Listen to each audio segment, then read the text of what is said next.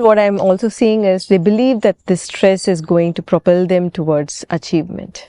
But people don't understand how destructive the stress itself is. It destroys one's body. It destroys one's being. It destroys one's ability to experience life joyfully and blissfully.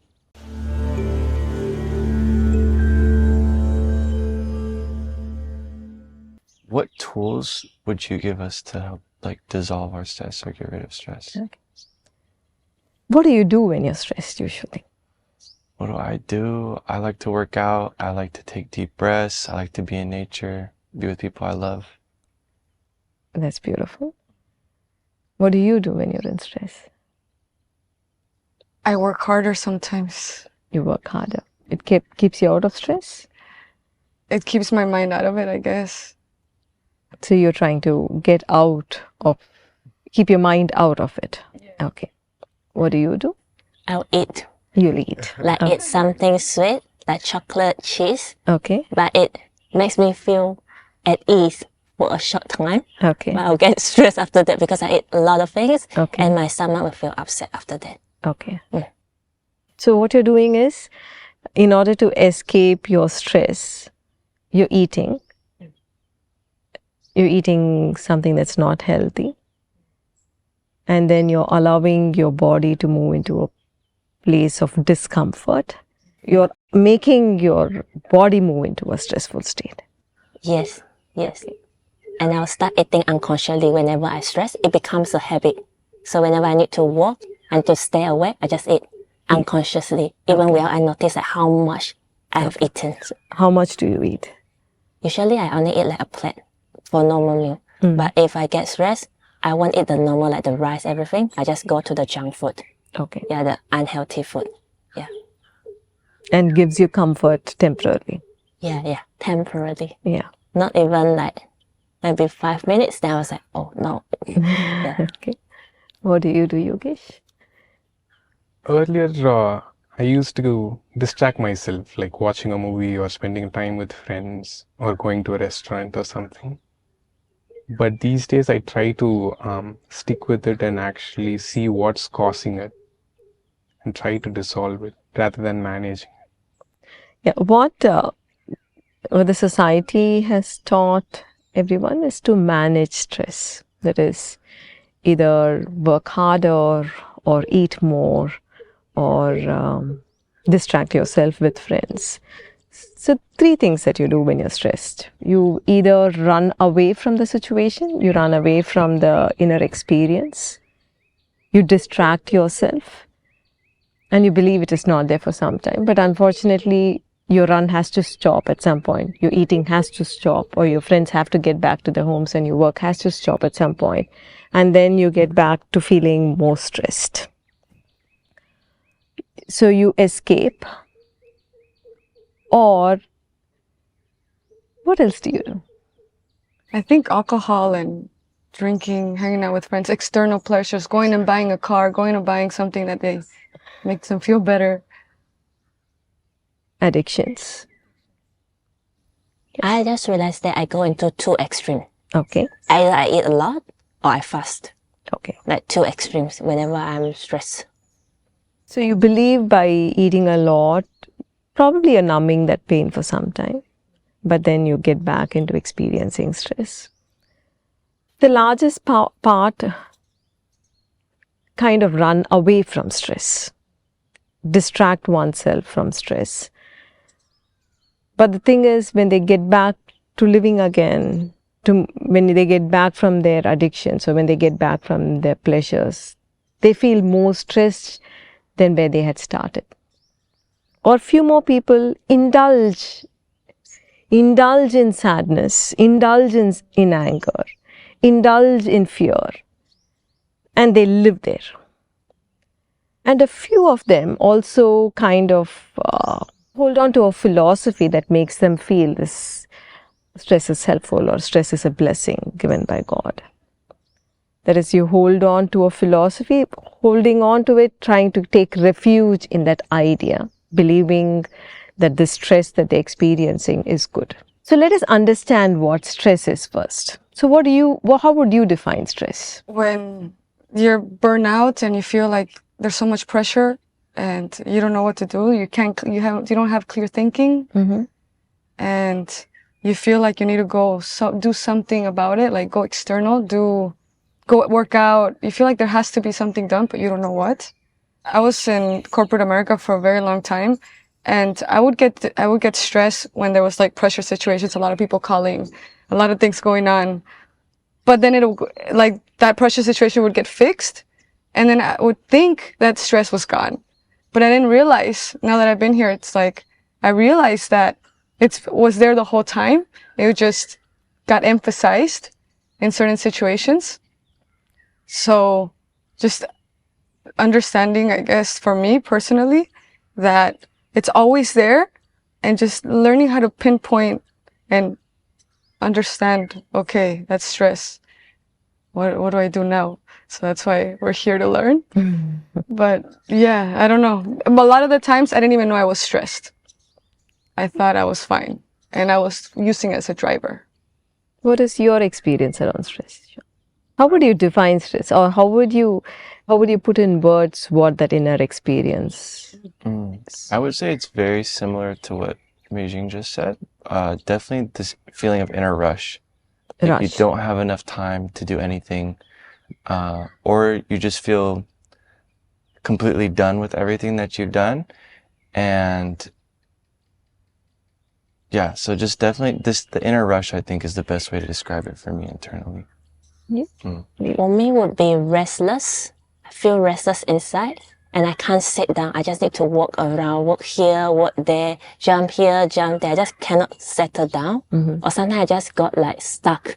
I just can't even move because my body gets so tense when I stress. So either I move a lot or either I just stay there.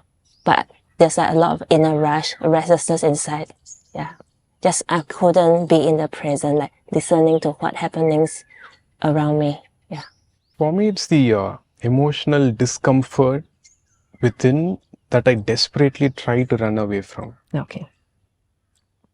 How is that emotional discomfort for you? Just I couldn't think straight, but I just want to get rid of this feeling, get rid of this discomfort somehow. Stress definitely can be, if you have to put it in words, it can be defined as an uncomfortable inner experience. You could experience it as fear. You could experience it as anger. It could be an inner restlessness. If you go back to where we came from, if you look at the monkeys, either the bonobo monkeys or the chimpanzees, when a bonobo monkey experiences an uncomfortable external situation, this bonobo monkeys the cortisol levels goes high and it moves into anxiety. When a chimpanzee is faced with an external uncomfortable situation, the testosterone goes high and it moves into anger.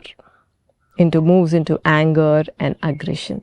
We human beings experience both. You either experience worry, anxiety, or you experience anger and aggression, resulting in this feeling of being uncomfortable within, a discomfort to be with oneself. So how do you walk out of this? So what I'm trying to tell you, stress is just, you have to go deeper into stress. You could experience it as anger, as frustration, as aggression, as anxiety, as worry. These are all various forms of stress, various different phases of stress. So what do you do when you're stressed? You usually, not here, but usually what you do when you're stressed is you run away from it. You hold on to a hobby. So whenever you're stressed, you probably work out.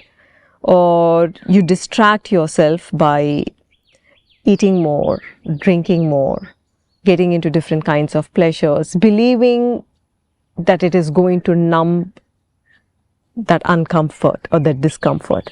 Addiction is basically, if you have to understand people who are addicted, addiction is basically a way of running away from that inner discomfort. It is a process which one believes is going to numb that pain. Of course, it doesn't really do its job because you have to stop your addiction at some point, otherwise you're killing yourself. So you run away, you escape, you hold on to a philosophy very tight, believing that it is going to help you cope with stress. But many people, what I'm also seeing is they believe that this stress is going to propel them towards achievement. The stress is needed in order to push them towards their goal or towards their whatever they want to achieve in life. But people don't understand how destructive the stress itself is. It destroys one's body. It destroys one's being. It destroys one's ability to experience life joyfully and blissfully. Earlier times when a human being was stressed, they were stressed when they encountered a tiger. They encountered a wild animal. So what they did was they ran very fast in order to escape and in order to save their lives.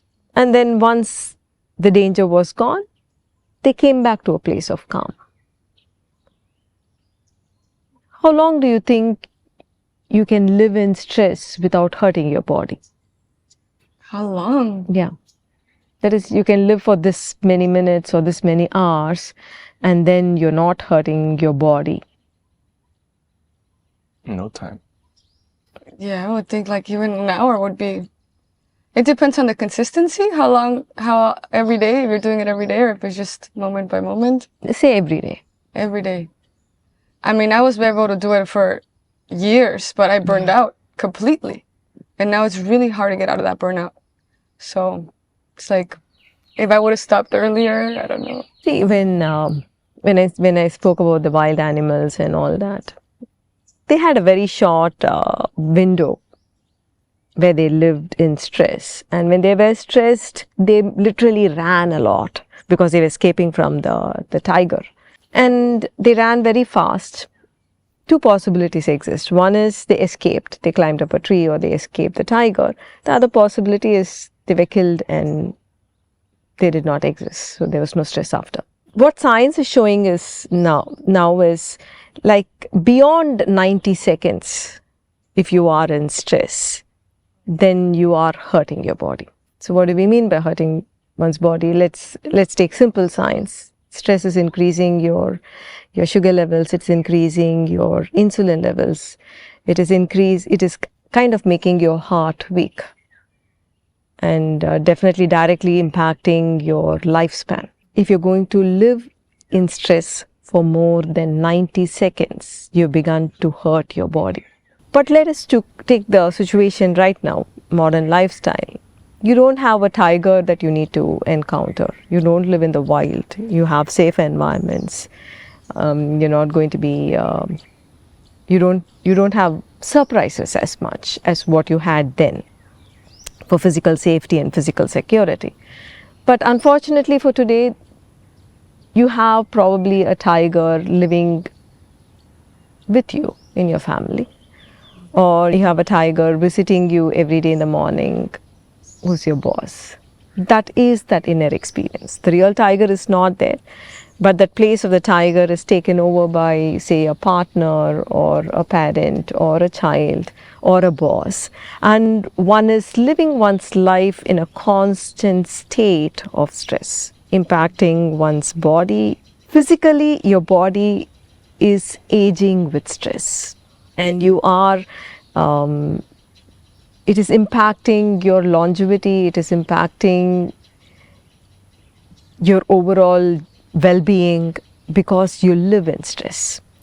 And unfortunately, there is not many people who's addressing it because many people believe it as a way of life. You would get stressed. In the last before week, when Krishnaji was in Japan, there was a journalist who was interviewing Sri Krishnaji, and Krishnaji was showing how life can be lived free of stress. And there are two ways, two states that one experiences life from, and that I think the journalist was very perceptive, and he said, unfortunately, I've been teaching my children that stress is a part of life.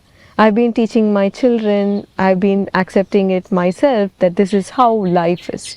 And nobody taught us that there is another experience of life that is possible. So what I'm trying to say is, a general understanding is stress is a part of life. And everybody lives with stress, and it is okay for you to live in stress. It is okay for you to live in stress. It's okay for young children to live in stress, because the whole world is living in stress. Not knowing the impact of what stress does to your brain, to your body, to your mind, and to one's consciousness. People are unaware of it. What should we do when you are stressed? Recognize it first. Yes. Because that's one of my hardest things. I didn't even know I had it. So understanding that worry is stress, anger is stress, people around you externally can cause stress, but at the end of the day, how we perceive it and how we react to it is what's going to change, I'm thinking. You tell me. First, I would say is get your attention to one's breath. People don't recognize the importance of breath, but it's an incredible tool in order to calm the mind.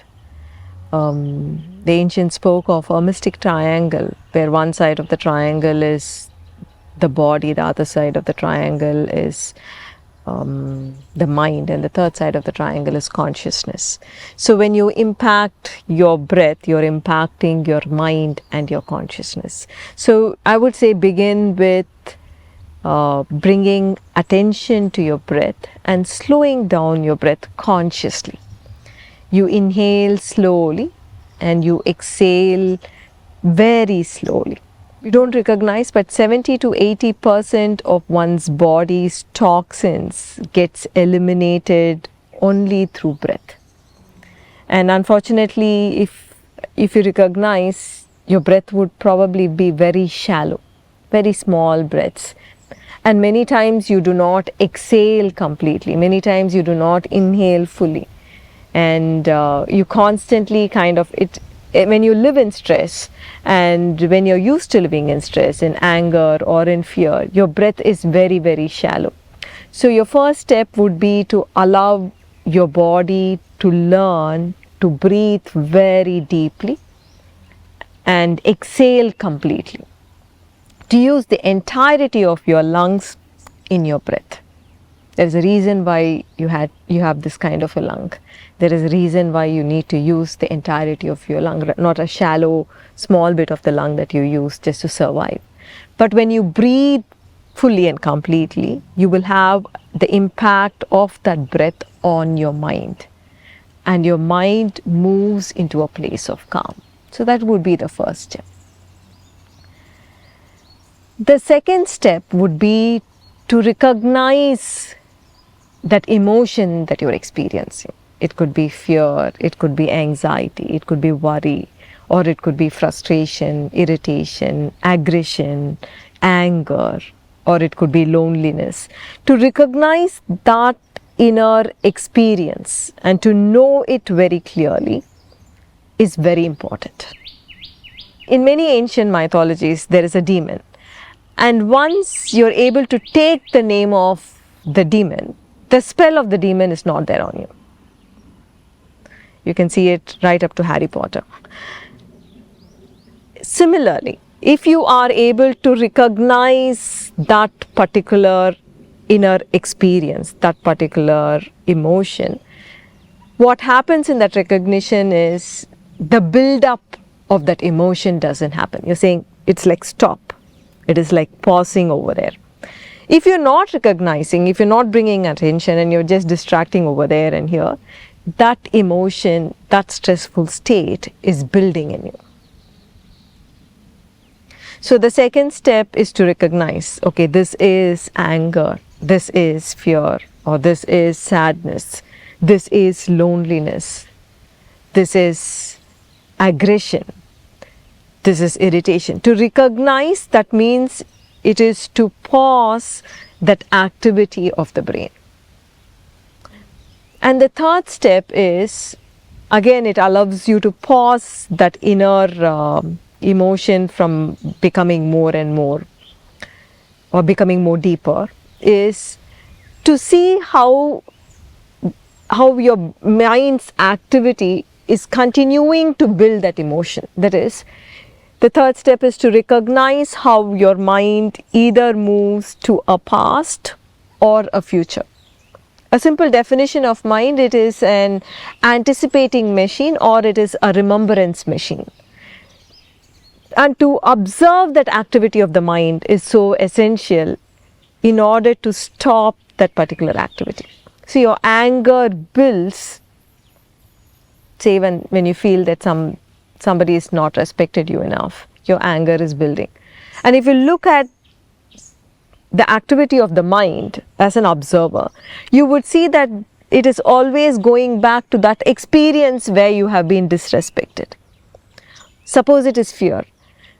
You would recognize that experience, you would recognize that activity of the mind that moves you into a future, anticipating something to go wrong with your life.